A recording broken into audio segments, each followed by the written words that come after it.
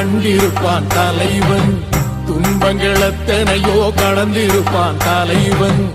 நாங்கள் வென்று வாழத்தானே எங்கள் நாட்டை நாங்கள் ஆளத்தானே.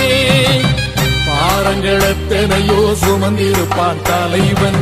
உறவுகள் எத்தனையோ இழந்திருப்பான் தலைவன். தடைகளை வென்று போகத்தானே எங்கள் தலைமுறை மகிழ்ந்து வாழத்தானே.